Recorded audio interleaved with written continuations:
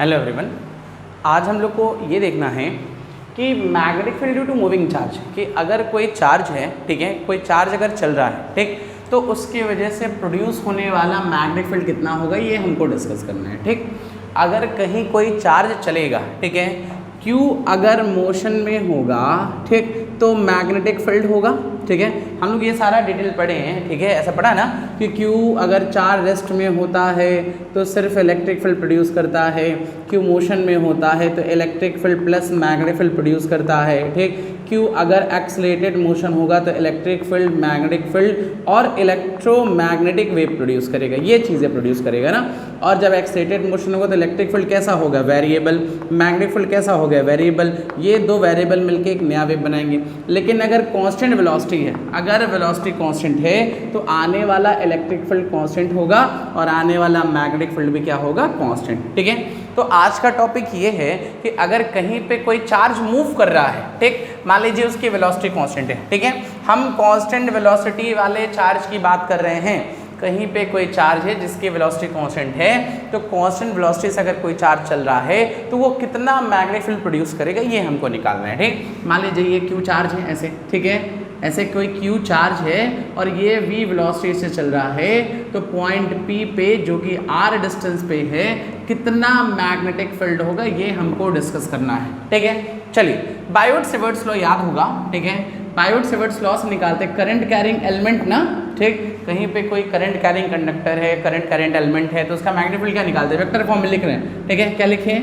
μ0/4πI dl cross r upon कितना, r³ लिखते हैं।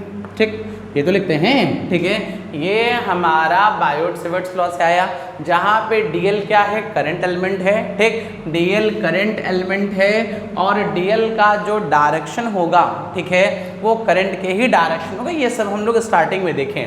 अच्छा, अगर हम देखें, मान लीजिए करंट पूछे तो करंट क्या होता है, फॉर स्मॉल टाइम dt, ठीक, स्मॉल टाइम dt के लिए पूछ रहे हैं चार्ज कितना है Q, तो rate of charge upon time.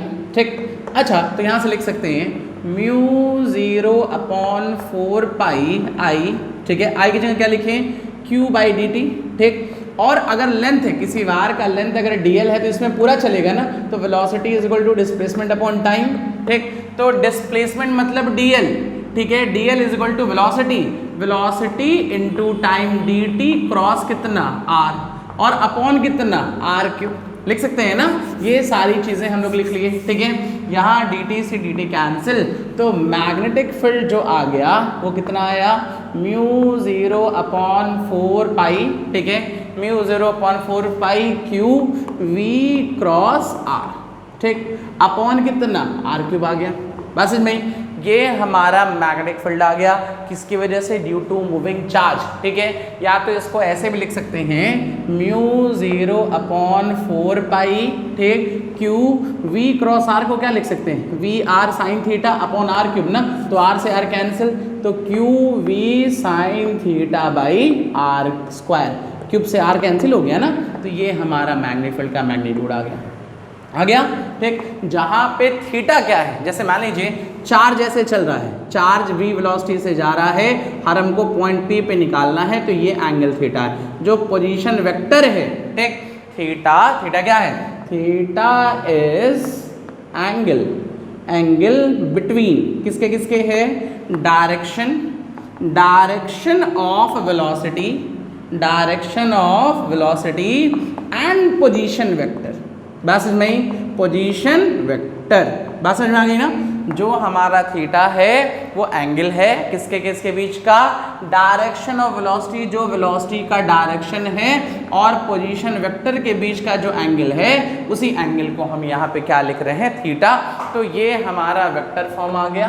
ठीक है, ये हमारा मैग्नेटिक फील्ड आ गया, किसकी वजह से, ड्यू टू मूविंग चार्ज। और ये कैसे निकाले हैं, बाय यूजिंग बायोट-सेवर्ट्स लॉ। अच्छा, अब और सुनिएगा, ध्यान से सुनिए। ठीक है, जैसे मान लीजिए हम ऐसे कहते हैं, ऐसे मान लीजिए हम ऐसे कह रहे हैं, ठीक है, कि अगर ये Q चार्ज है, v वेलोसिटी से जा रहा है, ये एंगल 40 है, 50 डिग्री पे है, ये डिस्टेंस r है, तो कैसे निकालेंगे, थीटा की जगह 50, बाकी सारी डाटा दिया हुआ है, इसको फॉर्मूले में यूज़ करके हम क्या कर लेंगे, सिंप्लीफाई कर लेंगे ना। अच्छा, अब ध्यान से देखिएगा, मेरी बात और ध्यान से समझिए। ठीक है,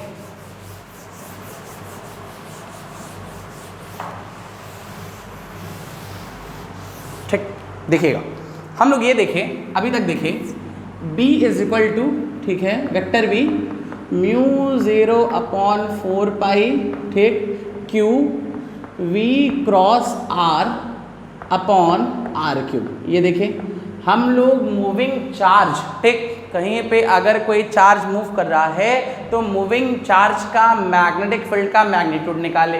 ये हमारा क्या निकला, मैग्नीट्यूड, ठीक है, ठीक। और कहीं पे भी अगर मैग्नेटिक फील्ड निकालते हैं तो हमको नीड होती है डायरेक्शन की, ठीक है, तो हमको डायरेक्शन चाहिए, ठीक। अब डायरेक्शन निकालने के लिए ध्यान से देखिएगा, डायरेक्शन अगर समझ में आएगा, बिल्कुल पुराना ही तरीका बता रहे हैं, कुछ नया नहीं बता रहे हैं, ठीक है। डायरेक्शन निकालने का, बी का डायरेक्शन निकालने का डायरेक्शन होगा V क्रॉस R, ठीक। सबसे पहला तरीका है कि V का जो भी मैग्नेटिक फील्ड है वो मैग्नेटिक फील्ड का डायरेक्शन जो होगा V क्रॉस R के पैरेलल होगा, ठीक। तो यहां से ये कह सकते हैं कि मैग्नेटिक फील्ड V के परपेंडिकुलर R के परपेंडिकुलर, या तो ऐसे कह सकते हैं, ध्यान से सुनिएगा, अगर चार्ज जैसे चल रहा है, मान लीजिए ऐसे, ठीक, ये ऐसे, ठीक है, ये V वेलोसिटी से जा रहा है, ठीक, और ये चार्ज Q है, ठीक है। चार्ज अगर ऊपर जा रहा है, ठीक है, चार्ज अगर ऊपर जा रहा है, ठीक, तो करंट भी ऊपर जाएगा, ठीक है। एक तरीका ये है कि अगर चार्ज, हम लोग करंट का डायरेक्शन होता है ना, कि करंट का डायरेक्शन आप लोग पढ़े होंगे कि पॉजिटिव चार्ज अगर ऐसे जा रहा है तो करंट भी ऐसे जाएगा, ठीक है, पॉजिटिव चार्ज अगर ऐसे जा रहा है तो करंट भी ऐसे जाएगा। लेकिन अगर नेगेटिव चार्ज ऐसे जा रहा है तो करंट ये जाएगा, नेगेटिव चार्ज ये जा रहा है तो करंट ये जाएगा। तो आप लोग ये बेसिक पढ़े होंगे, जो करंट का डायरेक्शन होता है, ठीक, वो क्या होता है, पॉजिटिव चार्ज के डायरेक्शन में, ठीक है, लेकिन नेगेटिव चार्ज के अपोजिट डायरेक्शन में। तो ऐसे कर सकते हैं हम लोग कि यहाँ पे चार्जेस कौन कौन से होते हैं, पॉजिटिव और नेगेटिव, दो चार्जेस हो सकते हैं, ठीक। पॉजिटिव चार्ज होगा तो करंट पैरेलल टू V होगा, ठीक है, जो भी आने वाला करंट है, करंट का डायरेक्शन जो होगा V के पैरेलल होगा।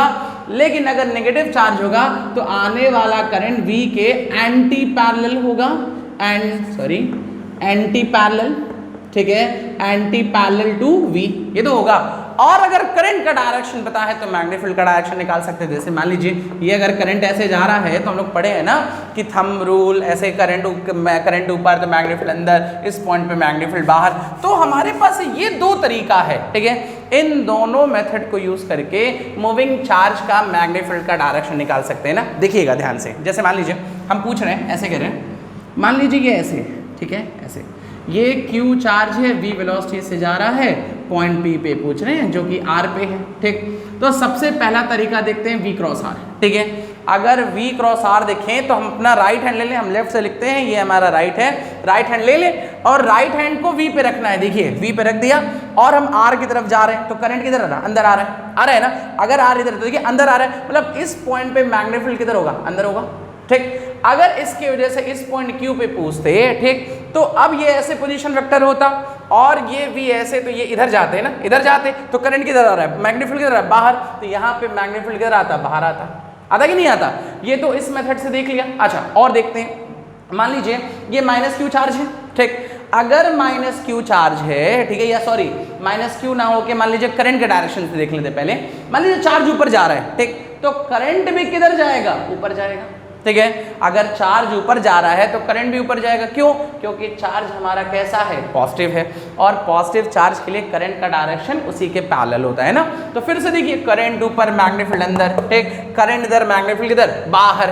तो हमको अगर चार्ज का डायरेक्शन पता है उसको यूज करके मैग्नेटिक फील्ड का डायरेक्शन निकाल सकते। जैसे और देख लीजिए, मान लीजिए ऐसे चार्ज आ रहा है, ठीक है, या ऐसे ले लेते हैं, चलिए ऐसे हमारा Q चार्ज आ रहा है, ठीक। हमको पॉइंट P पे निकालना है, पॉइंट Q पे निकालना है, ठीक है। तो हम अगर P पे, पहले Q पे निकालते हैं। ये वेलोसिटी है, देखिए ये वेलोसिटी है, ये वेलोसिटी है ना, और Q की तरफ जाने के लिए ऐसे मुड़ेंगे ना, ऐसे जाएंगे ऐसे, ठीक, तो किधर आ रहा है, बाहर। तो इस पॉइंट पे मैग्नेटिक फील्ड किधर होगा, बाहर होगा, ठीक है। लेकिन अगर ये ऐसे है और P पे जाना है तो नीचे जाएंगे ना, तो मैग्नेटिक फील्ड किधर होगा, अंदर होगा, ये ऐसे अंदर होगा, ठीक है। या तो अगर चार्ज ऐसे जा रहा है तो करंट भी ऐसे जाएगा। आप देखिए ये थंब ऐसे, तो करंट किधर आ रहा है, मैग्नेटिक फील्ड अंदर, ठीक है, ये सॉरी अंदर होगा ना, क्रॉस, ठीक है। ये अगर ऐसे है तो मैग्नेटिक फील्ड किधर होगा, अंदर, और इस पे ले तो मैग्नेटिक फील्ड किधर होगा, बाहर। तो इन दोनों तरीके को यूज करके हम मैग्नेटिक फील्ड का डायरेक्शन निकाल सकते हैं। और ये हम लोग पूरा टॉपिक पढ़े मैग्नेटिक फील्ड किसकी वजह से, ड्यू टू मूविंग चार्ज। ये मैग्नीट्यूड हो गया, ये डायरेक्शन हो गया। जिसको डायरेक्शन निकालने आएगा वो कोई भी क्वेश्चन बहुत इजीली सॉल्व कर लेगा ना। जैसे एक और करते हैं, ध्यान से देखिए, मान लीजिए ये ऐसे, ठीक है, ये ऐसे, ठीक, अगर ये माइनस क्यू है, ठीक, अगर पॉइंट पी पे पूछ रहे हैं, ठीक है ना, अगर ये माइनस क्यू है तो कुछ ऐसे करेंगे, अगर माइनस क्यू है तो ऊपर जा रहा है तो करंट किधर होगा, नीचे, और अगर करंट नीचे होगा तो करंट ऐसे नीचे है ना, इस पॉइंट पे अंदर होगा, लेकिन इस पॉइंट पे मैग्नेटिक किधर होगा, बाहर, ये तो होगा। और V क्रॉस R का भी डायरेक्शन माइनस के लिए उल्टा हो जाएगा।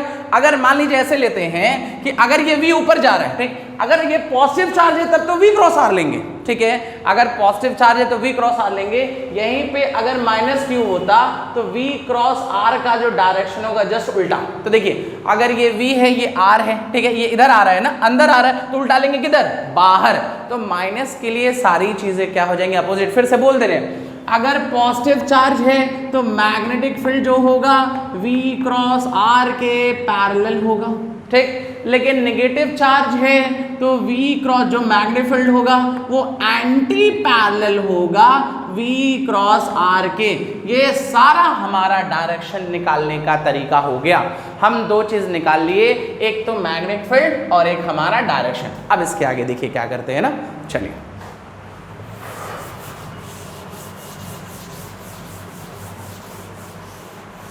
देखिएगा ध्यान से। अब हमारे पास क्या कर रहे हैं, force between two moving charges, ठीक है। अगर हमारे पास दो चार्जेस हैं और वो दो चार्जेस मूव कर रहे हैं तो उनके बीच में लगने वाला फोर्स क्या होगा, बहुत सिंपल है, ठीक है। सबसे पहले एक चार्ज ऐसे जा रहा है, ये चार्ज v1 वेलोसिटी से q1 चार्ज जा रहा है, और इसी से r डिस्टेंस पे v2 वेलोसिटी से q2 चार्ज जा रहा है, ठीक। v1 वेलोसिटी से r1 डिस्टेंस, दो चार्जेस हैं, ठीक है। अब ये दोनों एक दूसरे के ऊपर फोर्स लगाएंगे। क्यों फोर्स लगाएंगे, पहला चार्ज अगर चल रहा है तो मैग्नेटिक फील्ड प्रोड्यूस करेगा, दूसरा चार्ज चल रहा है वो भी मैग्नेटिक फील्ड प्रोड्यूस करेगा, तो दोनों एक दूसरे के मैग्नेटिक फील्ड में हैं, तो या तो दोनों एक दूसरे को अट्रैक्ट करेंगे या तो दोनों एक दूसरे को रिपेल करेंगे। दोनों ही कंडीशन में हमारा क्या लगेगा, फोर्स लगेगा। हमको फोर्स का मैग्नीट्यूड निकालना है, ठीक। अच्छा, अब जो ये पोजीशन वेक्टर है इससे 90 पे है, इसका जो पोजीशन वेक्टर है वो भी 90 पे है, ठीक ना है। अच्छा, जो Q2 चार्ज है वो Q1 के मैग्नेटिक फील्ड में है और जो Q1 चार्ज है वो हमारा Q2 के मैग्नेटिक फील्ड में। अच्छा, अब ध्यान से देखिएगा, फोर्स का डायरेक्शन भी निकालते हैं ना। सबसे पहले अगर हम पूछें, देखिए एंगल 90 है, ठीक है, ये एंगल 90 है। अगर हम पहले चार्ज का मैग्नेटिक फील्ड पूछे तो क्या लिखेंगे, μ0/4 पाई मैग्नीट्यूड Q1 V1 sin 90 की वैल्यू 1 कितना, r² आ गया। और हम लोग लॉरेंज फोर्स जानते हैं, F इक्वल कितना होता है, Q V क्रॉस B, ठीक। ये तो होता है कि अगर किसी चार्ज को मैग्नेटिक फील्ड में रखते हैं तो फोर्स लगता है, ठीक। ये हम लोग पढ़े, F equal to Q V cross B। इस फोर्स का डायरेक्शन कैसे निकालते हैं, V क्रॉस B से। अच्छा, जब ऐसे क्वेश्चन आए फोर्स का डायरेक्शन निकालो, पहले दोनों चार्जेस के मैग्नेटिक फील्ड का डायरेक्शन देख लीजिए। अच्छा, जो ये Q2 चार्ज है, ध्यान से यहाँ देखिए, Q2 चार्ज जो है वो Q1 के मैग्नेटिक फील्ड में है।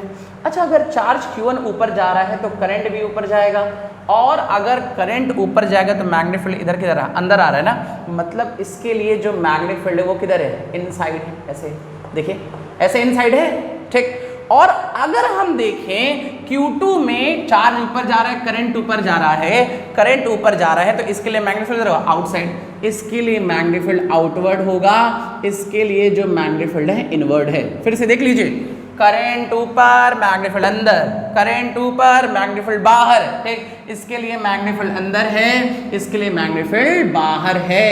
ये हमारा हो गया, ठीक। अब ध्यान से देखिएगा, ठीक है, हम इस पे फोर्स का डायरेक्शन निकाल लें। Q2, ठीक, Q2 जो है B1 मैग्नेटिक फील्ड में है, ठीक। Q2 जो है पहले के मैग्नेटिक फील्ड में है और पहला वाला दूसरे के मैग्नेटिक फील्ड में है, ठीक। मतलब कि इसके ऊपर जो फोर्स होगा 1 लगाएगा और इसके ऊपर जो फोर्स होगा 2 लगाएगा। अब ध्यान से देखिए, V ऊपर और मैग्नेटिक फील्ड अंदर, V क्रॉस B, V ऊपर यही राइट हैंड A से B, A मतलब एक मतलब V और B का मतलब B1, तो V ऊपर मैग्नेटिक फील्ड अंदर, तो फोर्स इधर आ रहा है ना, देखिए V और अंदर तो इधर आ रहा है, तो ये फोर्स लगा 1 का F1 लग गया। और वैसे ही इसके लिए देखिए V ऊपर मैग्नेटिक फील्ड बाहर ऐसे, तो फोर्स ऐसे लगा ना, तो इसका फोर्स लगा F2 लगा ना, तो F1 और F2 फोर्स आ गए, दोनों एक दूसरे के कैसे आ गए, अपोजिट आ गए।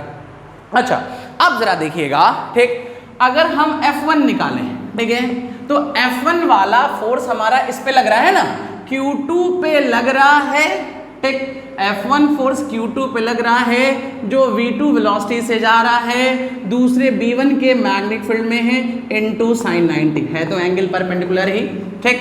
Q2 वाला V2 वेलोसिटी से चल रहा है, पहले के मैग्नेटिक फील्ड में है sin 90 की वैल्यू 1, Q2 V2 B1 की वैल्यू ये रखते हैं, क्या लिखें, μ0/4 पाई Q1 V1/r², तो क्या लिखेंगे, μ0/4 पाई, ठीक है, Q1 Q2 और क्या V1 V2/r², ये हमारा आ गया पहला फोर्स।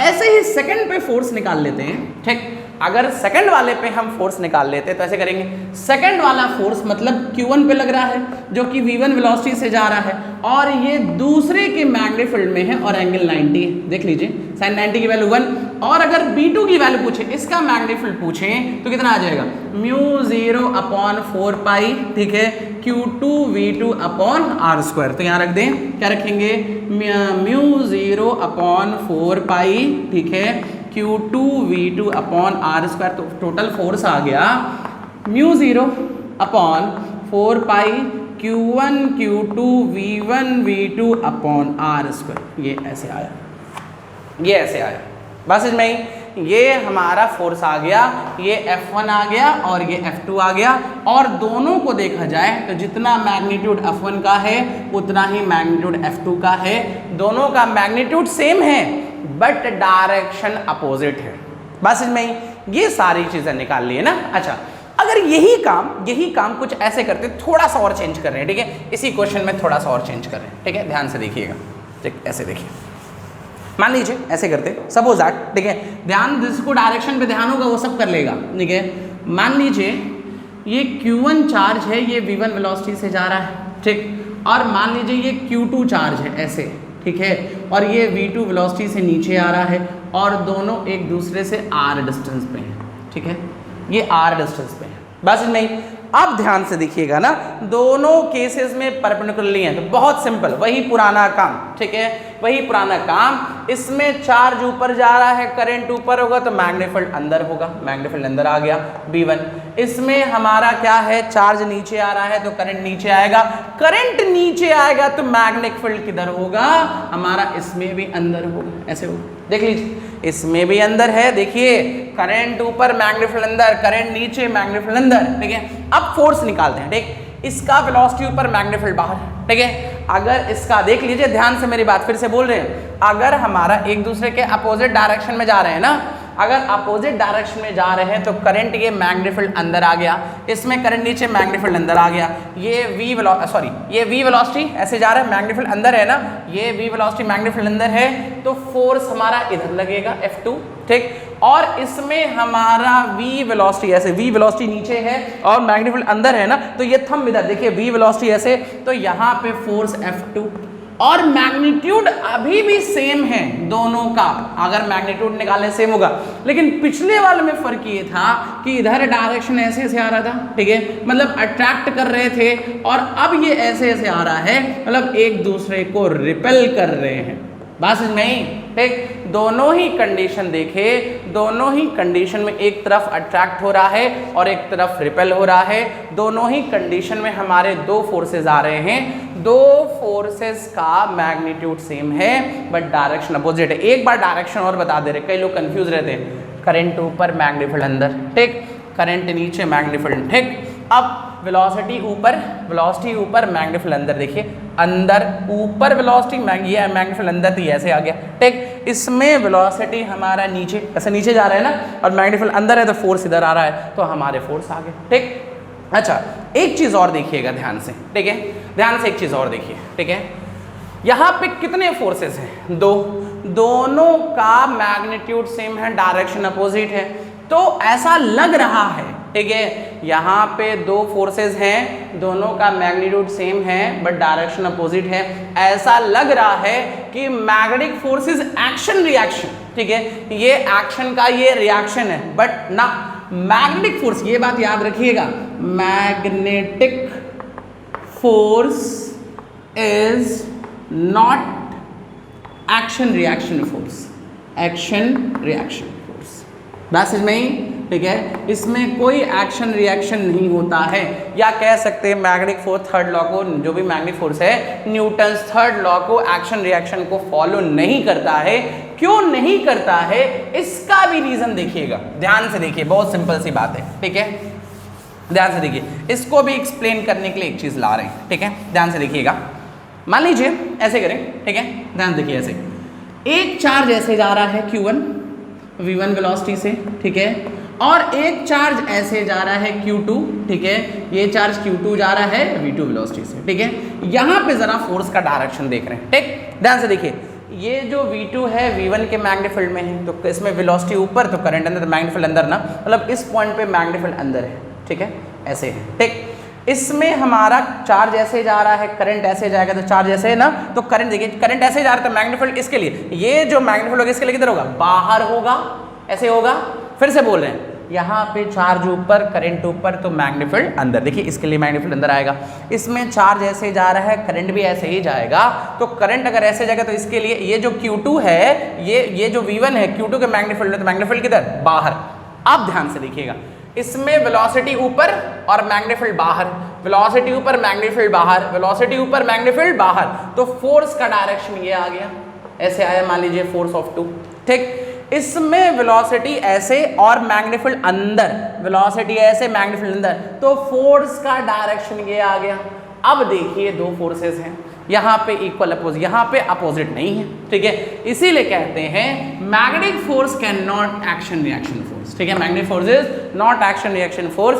या तो ऐसे कह सकते हैं, जो मैग्नेटिक फोर्स है वो हमारा न्यूटन्स थर्ड लॉ को फॉलो नहीं करता है, ठीक है। एक चीज और देखिएगा, ठीक है, ध्यान से, और ये भी पॉइंट समझ गए, ठीक। अब समझिए, अभी तक जितना भी केस देखे थे हम लोग, ठीक है, अभी तक हम लोग जितना भी केस देखे थे, उन केसेस में दो दो चार्जेस थे, दोनों एक दूसरे के परपेंडिकुलर पैरेलल मूव कर रहे थे, तो उनके बीच का एंगल जो पोजीशन वेक्टर का था 90। अच्छा, मान लीजिए एक चार्ज है, ठीक है, जिसका मैग्नेटिक फील्ड ऐसे μ0/4 पाई Q1 V1 और थीटा एंगल पे चल रहा है, sin θ/r², ठीक है। और दूसरा चार्ज जो है, ठीक है, V1 sin θ/r², दूसरा चार्ज जो है, ठीक, कोई चार्ज Q2 है, V2 वेलोसिटी से जा रहा है, और ये हमारा B1 के मैग्नेटिक फील्ड में है फाई एंगल पे, ठीक। तो इस पे लगने वाला फोर्स, ये कोई चार्ज है जो Q1 चार्ज है, V1 वेलोसिटी से जा रहा है, थीटा एंगल पे मैग्नेटिक फील्ड निकालें, इसके इस मैग्नेटिक फील्ड में, ठीक, एक Q2 चार्ज है, V2 वेलोसिटी से जा रहा है, कितने एंगल पे, फाई, तो इसका फोर्स क्या होगा, ऐसे लिखेंगे Q2 V2, ठीक है, ऐसे लिखते हैं ना, QVB sin थीटा, तो B1 और sin थीटा कितना, फाई, और अगर B1 की पूरी वैल्यू रख दें तो क्या मिलेगा, μ0/4 pi Q1 Q2 V1 V2 sin theta sin phi upon r², ये हमारा नेट फोर्स आया। बात समझ में आई? ये हम लोग जो पिछला क्वेश्चन किए थे, उन क्वेश्चन में जो भी पोजीशन वेक्टर था, वो पोजीशन वेक्टर एक दूसरे के कैसा हुआ करता था, परपेंडिकुलर। यहाँ पे परपेंडिकुलर नहीं है, पहला जो चार्ज है वो कितने एंगल पे है, थीटा, दूसरा चार्ज कितने एंगल पे मूव कर रहा है, phi, Q1 Q2 V1 V2 R, ये हमारा टोटल हो गया, ठीक है। अब समझिएगा और देखते हैं इसके आगे, देखिए अब जरा कंपेयर कर लेते हैं ना, कंपैरिजन, ठीक है, comparison between electrostatic force and magnetic force, ठीक है, इलेक्ट्रोस्टैटिक और मैग्नेटिक फोर्स के बीच में कंपैरिजन, ठीक है, कि कौन स्ट्रांग होगा कौन वीक होगा, कितना स्ट्रांग होगा कितना वीक होगा। आप लोग को याद होगा, ठीक है, इलेक्ट्रोस्टैटिक फोर्स ग्रेविटेशन फोर्स से 10 पे पावर 43 टाइम्स स्ट्रॉन्गर होता है, ठीक, ये ना होता है। अगर ग्रेविटेशन फोर्स 1 न्यूटन होगा तो इलेक्ट्रोस्टैटिक फोर्स हमारा कितना होगा, 10 पे पावर 43 न्यूटन, ठीक। और याद करिए, अगर आप लोग पढ़े हो तो ये चीज़ जब सॉल्व करते हैं तो 2 इलेक्ट्रॉन के लिए सॉल्व करते हैं, ठीक है, ऐसे करते हैं ना कि एफ ऑफ ग्रेविटी इलेक्ट्रोस्टैटिक के Q1 Q2 या E²/R², और ग्रेविटेशन का लेते हैं तो G M1 of electron M2 of electron upon R², ratio लेते हैं, ये वैल्यू रखते तब ये आता है, ठीक। तो इलेक्ट्रोस्टैटिक और ग्रेविटेशन का जो हमारा रेशियो है 10 पे पावर 43 के ऑर्डर का है, किसके लिए कैलकुलेट किए थे, इलेक्ट्रॉन के लिए। अच्छा, मान लीजिए 2 इलेक्ट्रॉन है ऐसे, ठीक है, ऐसे मान लीजिए Q1 है, ये Q2 है, ठीक, Q है ना, ये V1 V2 वेलोसिटी से जा रहे हैं, ठीक है, V1 V2 सेम है, V मान लेते हैं, Q1 Q2 सेम है, इसको इलेक्ट्रॉन मान लेते हैं, ठीक। तो इनके और दोनों पैरेलल है ना, तो लगने वाला फोर्स जो मैग्नेटिक फोर्स होगा कितना होगा, μ0/4π, ठीक है, Q1 Q2 मतलब Q², V1 V2 मतलब V²/R², ये चीज़ होगा, ठीक, μ0/4π Q² V²/R²। अच्छा, ये समझ गए, दोनों का चार्ज सेम है और वेलोसिटी सेम है, ठीक है, वेलोसिटी भी सेम लिए हैं, V1 = V2 = V। अच्छा, अगर इलेक्ट्रोस्टैटिक फोर्स देखें तो क्या लिखेंगे, 1/4πε0, ठीक, 1/4πε0, Q1 Q2 मतलब Q² और अपॉन कितना, R², ये आ गया।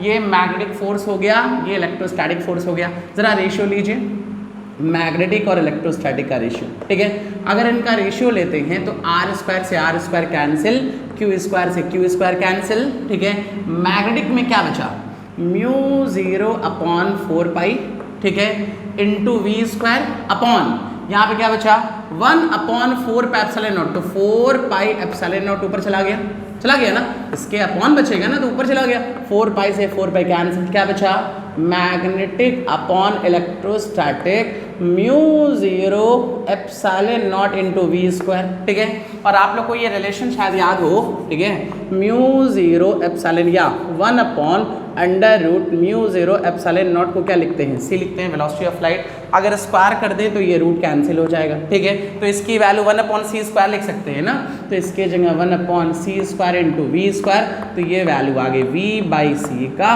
होल स्क्वायर, ये आया, ये रेशियो आया किसका किसका, मैग्नेटिक और इलेक्ट्रोस्टैटिक का। अच्छा, मान लीजिए हम लोग इलेक्ट्रॉन की बात कर रहे हैं ना, फॉर इलेक्ट्रॉन की ड्रिफ्ट वेलोसिटी कंपैरिजन करने के लिए डाटा लिख रहे हैं, ठीक है, जो ड्रिफ्ट वेलोसिटी होती है 10 पे पावर -5 के ऑर्डर की लगभग, ठीक है, इलेक्ट्रॉन्स की।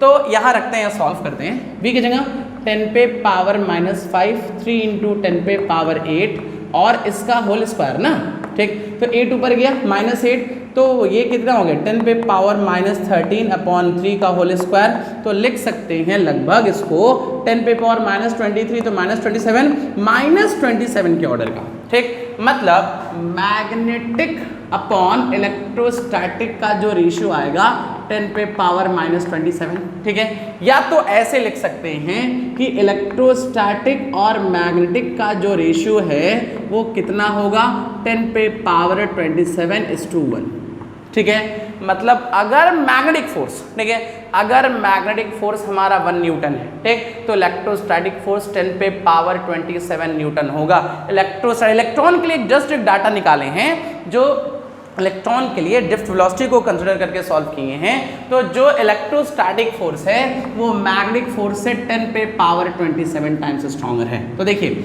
ऐसे लिखते हैं, इलेक्ट्रोस्टैटिक फोर्स, मैग्नेटिक फोर्स और ग्रेविटेशन फोर्स, ठीक, इनका रेशियो ले लेते हैं, ठीक है। अगर ग्रेविटेशन फोर्स 1, ठीक, तो ये जो होगा 10 पे पावर 27 और ये जो होगा 10 पे पावर 43, ये रेशियो आता है, ठीक है। ऐसे लिखते हैं, एक बार और लिख रहे हैं ना, थोड़ा सा स्पेस कम है, ठीक, ऐसे लिख रहे हैं, इलेक्ट्रोस्टैटिक, मैग्नेटिक और ग्रेविटेशन, ठीक है।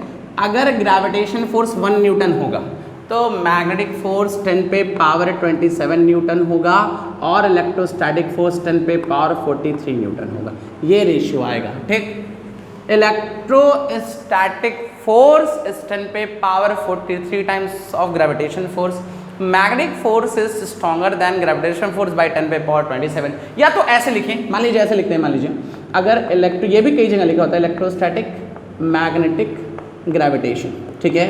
अगर इलेक्ट्रोस्टैटिक फोर्स 1 है तो मैग्नेटिक फोर्स कितना होगा, ठीक है, 10 पे पावर -27, 10 पे पावर -43, इस टाइप का आसपास आएगा, ठीक है। लेकिन जनरल डाटा ऐसे ही लिखते हैं ना, तो ये हमारा एक कंपैरिजन हो गया, ठीक है। सबसे स्ट्रॉन्गेस्ट इलेक्ट्रोस्टैटिक, उसके बाद मैग्नेटिक, उसके बाद हमारा ग्रेविटेशन, ये हमारा एक रिलेशन मिला।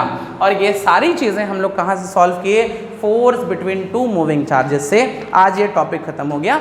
नेक्स्ट वीडियो में हम लोग देखेंगे, ठीक है, force on current carrying conductor in uniform magnetic field ना। नेक्स्ट वीडियो में वो पूरा वीडियो हम लोग कवर करेंगे ना। चलिए, थैंक यू।